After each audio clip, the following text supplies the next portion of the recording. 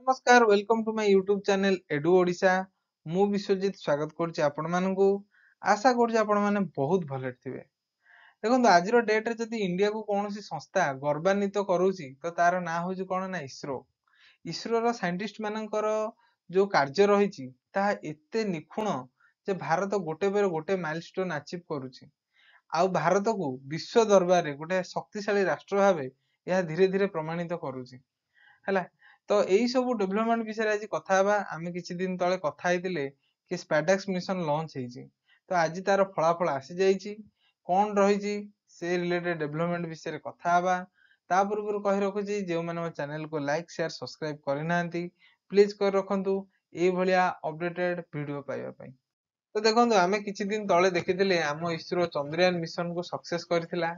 Successful moon ऊपर landing करथिला आ जो point रे लैंडिंग करथिला ता ना दियैथिला शिव शक्ति पॉइंट हला। तापर तापर हम करथिले Aditya L one mission. Aditya L one mission रो मेन मोटिव थिला कोन ना सूर्य को बहुत क्लोजली स्टडी करबा। आर लॉन्च सक्सेस हेतिला 2023 मसिया रे। आउ ऑल वर्ल्ड पई ओटा बहुत बड़ मेसेज सेंड करथिला कि इंडिया भी पछरे नाही सूर्य को पाइबा पई बा इंडिया मध्य क्लोजली स्टडी करि परिबो काहाकू ना सूर्य को स्टडी परिबो बहुत क्लोजली। तो ये इंडियन को पई गोटा बहुत बड़ अचीवमेंट थिला ई सब वर्ष गुडी को विगत। आ पछरे जदि काहाकू हमें मास्टर माइंड कहिबा बा ए सब मिशन जदि सक्सेस रो श्रेय काहाकू दबा तो से केही नहुंती, से होउचंती आम इसरो रो प्रीवियस चेयरमैन जहां ना होउची कोन ना S Somanathan. I am very sorry यांको प्रीवियस चेयरमैन एथि पई कहबाकू पडुची काहेकि ना इसरो रो चेयरमैन 15 तारिख रे चेंज हे जाइचंती जहां को ना होउची कोन ना के नारायण। मु लास्टली मध्ये आपन पचारथिली गोटे एमसीक्यू क्वेश्चन ने कि इसरो रो नुवा चेयरमैन किए होबाकू जाउचंती। तो ए जो मैन अछन ना एस सोमनाथन आको अंडर रे इसरो बहुत अचीवमेंट पाइची आ आगु मध्य पाइबो। ठीक अछि। तो ता भितरे रहुची कोन ना आमे कथा बा गगनयान मिशन विषय रे। गगनयान मिशन कोन ना ऑल साइंटिस्ट माने जो अछंती इसरो रो तांकरटा चिंताधारा थिला कोन ना आमे मध्य मनुष्य को पठाइबा कोठी की ना महाकाश को पठाइबा। हेले ता पे टेक्नोलॉजी आवश्यक। आमे तो एकाथरे मनुष्य को पठाई बुले आनी परिबन ना। तो सेति पे हमु गोटे स्पेस स्टेशन दरकार कोठी ना महाकाश रे। तो एई सब जिंस पे जो टेक्नोलॉजी दरकार ताहार प्रथम चरण होउची कोन ना डॉकिंग। जेबे आमे डॉकिंग टेक्नोलॉजी को इंडक्ट करिबा ता फଳରେ कोन होबा ना आमे गोटे बिग यूनिट बनै परिबा महाकाश रे। आ ए बिग यूनिट रे मनुष्य माने जाय कि आराम से रही परिबे। तो एई डेवलपमेंट जो आसीची कोन ना स्पाडेक्स मिशन रो सफलता ये मनुष्य माननकु महाकाश को पठाइबार प्रथम पर्यायर आरंभ। तो आज न्यूज अपडेट कौन आसी देखो आमे जो अंतरिक्ष को दुईटा सैटेलाइट पठाइथिले ना कोडा स्पाडेक्स मिशन थ्रू रे ताहा सक्सेस हे जाइए। ऑल इंडियन मानक पे एटा बहुत बड़ दिन हुए तो आपण माने सेटा उपलब्धि करि पारुथिबे कि नै मु बुझी पारुनी काहे ना अंतरिक्ष रे जो डॉकिंग टेक्नोलॉजी ना एटा एते इजी न आ फास्ट अटेम्प्ट रे आको क्लियर करबा this is so much exciting आउ अनबिलीवेबल। काहे कि ना बहुत कंट्री जेमति यूएसए आउ हमरो रशिया मोस्टली तीनटा कंट्री चाइना एमाने डॉकिंग टेक्नोलॉजी के अचीव करथिले। फास्ट अटेम्प्ट रे आकर हेइ नथिला किंतु इंडियन माने रिस्क न नै ए जो टेक्नोलॉजी को आज मास्टर माइंड करछन्ती सेति में सबको कांग्रेचुलेशन इसरो रो सब साइंटिस्ट मानू आ बहुत बहुत धन्यवाद। काहे ना आज यदि इंडिया गोटे रिकॉग्नाइज्ड होचे आज ग्लोबल सुपर पावर तो आर श्रेय जाउची काहाकू ना इसरो को हैला। तो आमे आज डॉकिंग टेक्नोलॉजी रे महारत हासिल करि नैचे आ हम इंडियन को पई आज होजोटा बिग डे। ठीक अछि।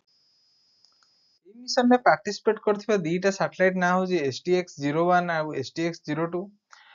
प्रथम तो दी जन को टार्गेट अलग अलग। तो गोटे STX-01 होची हमर चेसर सैटेलाइट आ STX-02 होची हमर कोन ना टार्गेट सैटेलाइट।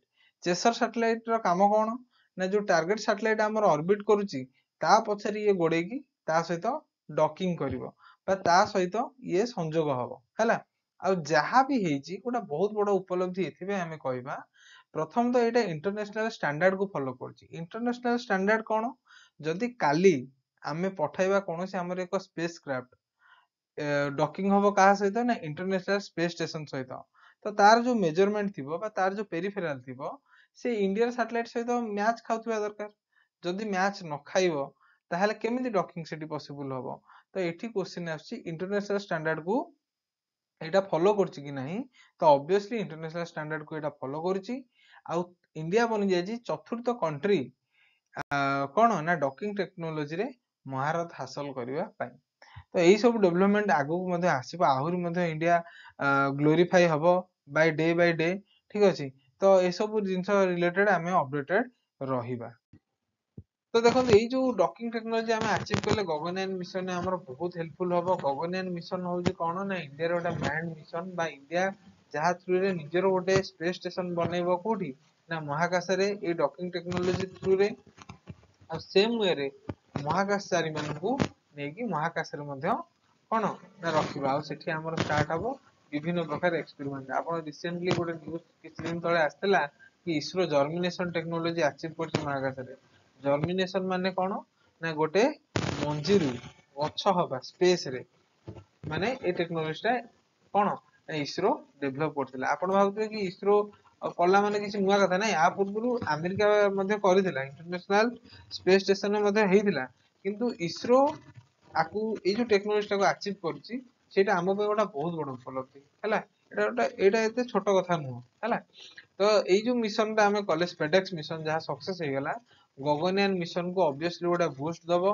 आउ किछि वर्ष मध्ये हमें देखिबा इंडिया रे गोटे स्पेस स्टेशन अछि आ जोठी रहउजनी आम मानकर एस्ट्रोनॉट। एटा गोटे बहुत इंस्पिरेशन हम पई हबो। आउ आउ हम इंडियन को पे गोटे बहुत गर्वर विषय हबो। तो देखो आज तत्पर गोटे भिडियो करथिली आज पई एतिकी। कोनोसी आउ माने न्यूज़ टा हठात आसला ना, तो से अपडेटेड थिली, तो भाविली भिडियोटा करवाटा बेटर हम। तो आपण मानक किसी गोटे आइडिया आसो कि स्पेडेक्स मिशन भविष्य कौन है।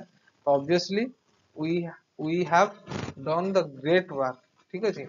आम गोटे बहुत भल वर्क करचे आउ भारतीय मान बहुत गर्वर कथा, कहीं इसरो जहाँ भी करिछि दिस इज अनबिलीवेबल आउ ट्रिमेंडस जिनस करछि। तो आज वीडियो पे एतिकी रहुछि। धन्यवाद, नमस्कार। पुणी देखा गोटे नुआ वीडियो रे नुआ एपिसोड सहित। जय जगन्नाथ।